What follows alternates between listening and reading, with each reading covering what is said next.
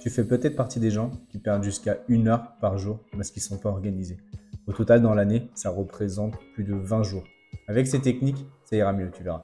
Et avant ça, abonne-toi pour ne pas rater les prochaines vidéos. On met généralement entre 10 et 15 minutes, selon plusieurs études, à se reconcentrer sur une tâche quand on est interrompu.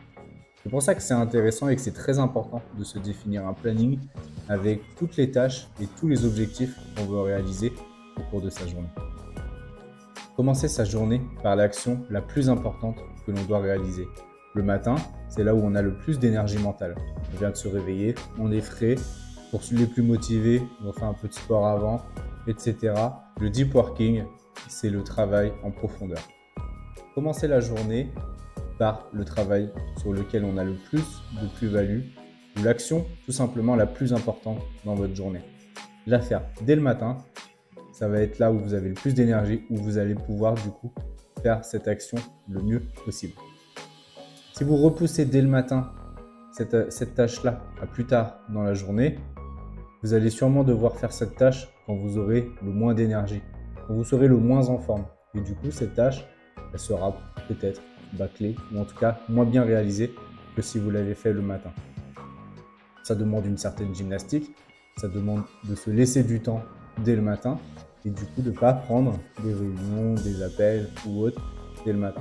Donc pour ça, il va falloir bloquer votre agenda. C'est notre point numéro 2. Maîtrisez votre agenda. Si vous êtes le plus frais le matin, c'est le cas pour les 3/4 des personnes, bloquez votre créneau dès le matin pour le deep working et faites l'action la plus importante dans votre journée à ce moment-là.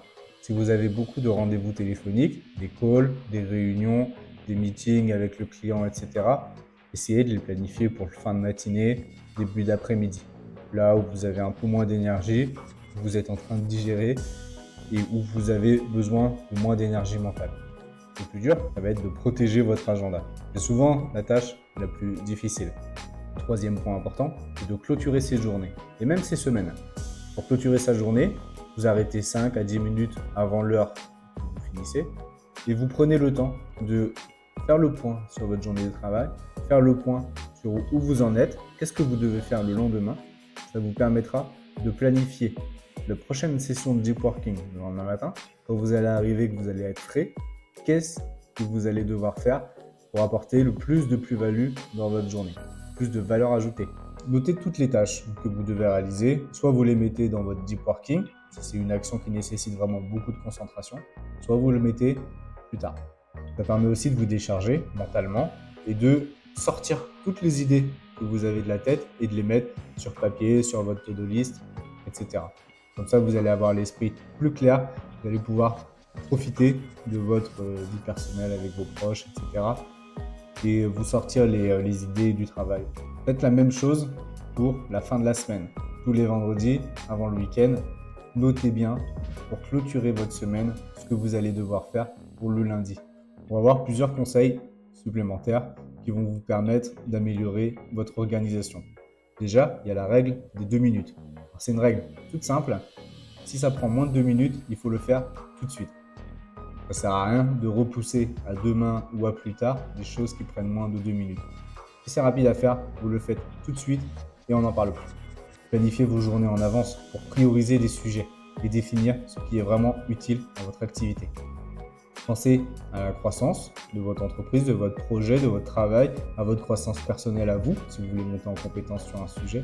Planifiez vos journées à l'avance. Il y a la technique Pomodoro. Si vous n'êtes pas fan du deep working et que vous n'arrivez pas ou vous avez du mal à vous concentrer entre 2 à 4 heures d'affilée, la technique Pomodoro, c'est assez simple. C'est des intervalles de 25 minutes. On fait des petites sessions, ça s'appelle des Pomodori, de 25 minutes. Et ensuite, on enchaîne avec des courtes pauses. Au bout de 4 sessions de Pomodori, on fait une pause un peu plus longue. Un conseil évident, mais qui est important, c'est suivez votre to-do list. Ça peut être sur l'outil que vous voulez, sur Notion, sur Dynalist. Moi, j'utilise Dynalist personnellement. Il y en a qui préfèrent aussi maintenir une to-do list sur papier. Il n'y a aucun problème, vous utilisez l'outil, le format que vous voulez, mais maintenez votre liste à jour.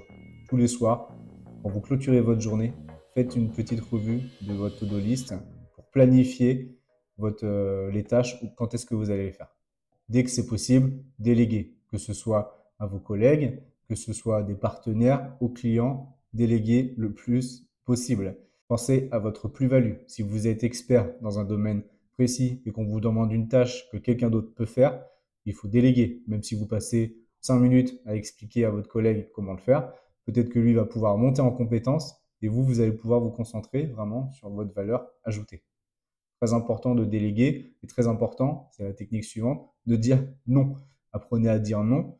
Je vois beaucoup de collègues qui ne savent pas dire non et qui entassent des sujets, qui perdent du temps avec des clients qui sont très exigeants et qui demandent des choses qui ne sont pas spécialement dans le contrat, dans le cahier des charges, etc. Apprenez à dire non poliment. Refusez pas tout. Mais s'il n'est pas dans votre scope, vous n'avez pas à le faire. Un autre conseil aussi, c'est automatiser les actions récurrentes le plus possible. Même si c'est une action qui vous prend 5 minutes tous les jours, sur l'année, ça va vous prendre un temps énorme. Je vais vous mettre le lien, ça s'appelle Ça vaut le coup. C'est un site qui permet de calculer si ça vaut le coup ou pas d'automatiser une tâche. Vous verrez que même une tâche de quelques minutes, si on la fait tous les jours, et que ça nous prend 1 heure ou 2 heures de le faire, c'est rentable, c'est valable de le faire. Ça va déjà vous permettre d'apprendre à automatiser des choses, ce qui est très important de savoir faire aujourd'hui. Et ça va vous permettre de vous concentrer, encore une fois, sur là où vous avez le plus de plus-value. Les actions récurrentes, c'est souvent les actions les plus pénibles à faire, ce pas les actions les plus intéressantes. Automatisez-les, c'est quand même plus intéressant. Voilà, quelques conseils en bref. Appliquez-les, c'est parfois des conseils qui sont simples, mais on ne les applique pas assez. Si vous voulez améliorer votre productivité, en tout cas, ça passe par des conseils simples. N'oubliez pas de vous abonner, on va faire d'autres vidéos sur les thèmes, habitudes, etc. pour améliorer sa journée de travail. Validez la petite cloche, mettez un like ou un commentaire et je vous dis à bientôt.